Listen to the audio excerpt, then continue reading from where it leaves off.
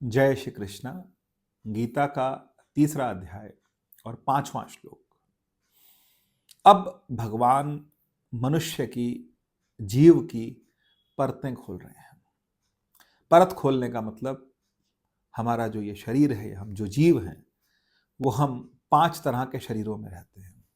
अन्नमय कोश, प्राणमय कोश, मनोमय कोश, विज्ञानमय कोश और आनंदमय कोश। इन 5 कोशों में ये जीव निवास करता है। ये जीव का निवास इन 5 कोशों में है। कभी हम शरीर में होते हैं, हमारा जो मन है, शरीर तो है ही, लेकिन शरीर में हमारा पूरा का पूरा, तो हम वाह्य जगत से जुड़ते हैं तो शरीर से जुड़ते हैं। जब हम कभी कभी श्वास में होते हैं, प्राण में होते हैं, स्पंदन में होते हैं, प्राणायाम में होते हैं, उस समय प्राणमय कोश। कभी कभी मन, जिसमें विचार चलते रहते हैं, सुबह उठे एक विचार चला, चलता रहा, दोपहर तक चलता रहा, वही विचार, उसी विचार में हम लगे, मनोमय कोश। कुछ पुरानी बातें, कुछ चिंतन, कुछ बहुत पुरानी बातें जब हमारे अंदर आती हैं, विज्ञानमय कोश बोलते हैं। और एक आता आनंदमय कोश।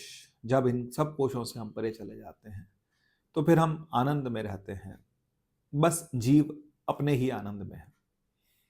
थोड़ा थोड़ा ये 5 परतें हमारे पास है। लेकिन भगवान कुछ और कह रहे हैं। भगवान कह रहे हैं कोई भी मनुष्य एक क्षण के लिए अकर्मा नहीं रह सकता। नहीं किश्चित मपि जातु तिष्ठय कर्म कृता। वो कह रहे हैं नहीं किश्चित क्षणमपि जातु तिष्ठय कर्म कृता। इसका मतलब कि एक क्षण के लिए भी कोई मनुष्य अकर्मा रह नहीं सकता। वास्तव में सभी प्राणी प्रकृति द्वारा उत्पन्न 3 गुणों के अनुसार कर्म करने के लिए बाध्य है। अब यहां पर पहली बात, ये तो बड़ा अलग बात है। हम तो अकर्मा होने जा रहे थे। हम तो सोचते हैं कि हम अकर्म हो जाएंगे। हम सोचते हैं कि हम संन्यास लेकर के इस संसार से अलग हो जाएंगे। पर भगवान कह रहे हैं कि हम अपने कर्मों के किए बिना रह ही नहीं सकते। एक क्षण भी अकर्मा नहीं रह सकते। तो ये कैसी अलग बात है? तो अलग बात है ही, क्योंकि मनुष्य अगर संन्यास भी ले लेगा तो क्या वो सोचना बंद कर देगा? क्या वो खाना पीना, मलमूत्र त्याग, वस्त्र बदलना, ये सब नहीं करेगा? सब करेगा। क्या उसको जीविका उपार्जन करने के लिए, अपना शरीर चलाने के लिए धन की और भोजन की और कपड़ों की और रहने की व्यवस्था नहीं करनी होगी? करनी। हम जीव जो हैं वो हम बाध्य हैं। कुछ जगह पर हम, कुछ चीजों के लिए हम बाध्य हैं और कुछ चीजों के लिए हम स्वतंत्र हैं। कर्म करने के लिए भगवान ने हमें पूरी तरह स्वतंत्र बनाया है, लेकिन कर्म भोगने के लिए इस शरीर का, जहां हमें बहुत क्या है कि शरीर जब जवान बच्चा होगा तो वो शरीर क्या है, उसका बिल्कुल स्वस्थ है, स्वच्छंद है। वो जो करना चाहे वो कर सकता है, किसी को कुछ कहना भी चाहे कह सकता है।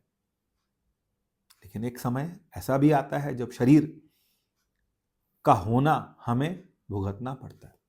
शरीर के कष्ट हम ही भुगतेंगे, शरीर की कोई बीमारी हम ही को मिलेगी।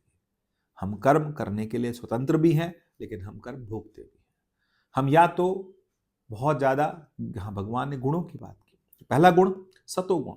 सतोगुण मतलब एकदम शुद्ध विचार, एकदम हम पवित्र हों, उस समय हम सतोगुणी होते हैं।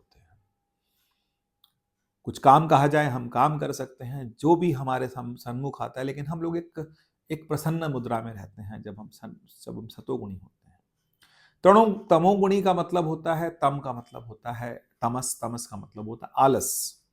तमोगुणी व्यक्ति बहुत आलसी होगा, या तो आलसी होगा या फिर नशा करेगा, और या फिर क्या होगा, वो कहीं ना कहीं नशे के बारे में सोच रहा होगा, या फिर बहुत ज्यादा कामुक होगा।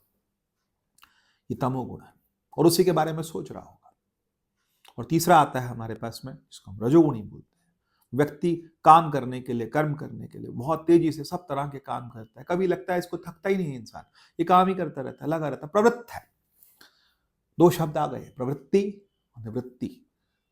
वृत्ति में हम लगे रहते हैं, किसी ना किसी काम में, किसी ना किसी उधेड़ बुन में, किसी ना किसी सोच में हम लगे रहते हैं। तो भगवान कहते हैं कि कर्म से आप फ्री नहीं हो सकते, आप कर्म तो करते ही रहेंगे।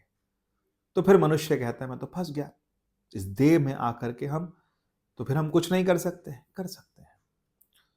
हम अपने जो विचार हैं, उन विचारों का सतत जो प्रवाह है, जिसको हमने मन बोला, उस मन को हम परमात्मा में जब लगाते हैं, परमात्मा के चिंतन में जब लगाते हैं, क्योंकि चिंतन तो हम करेंगे ही, कुछ ना कुछ तो हम करेंगे, लेकिन हम परमात्मा के चिंतन में बार बार लग जाए, तो जब बार बार लगता है तो परमात्मा के प्रति हमारी वृत्ति बनती है, और जब ये वृत्ति बनती है तो हम फिर परमात्मा से जुड़ते हैं, हम उस ईश्वर से जुड़ते हैं, उस परम सत्ता से जुड़ते हैं, चाहे वो भक्ति मार्ग से है। भक्ति मार्ग में हम भगवान के गुणों को बार बार जब याद करते हैं तो उसी से हम आनंदित होते हैं। हम कुछ किए बिना रह नहीं सकते, ये बात तो भगवान ने बिल्कुल स्पष्ट कह दी। लेकिन अब हम करें क्या?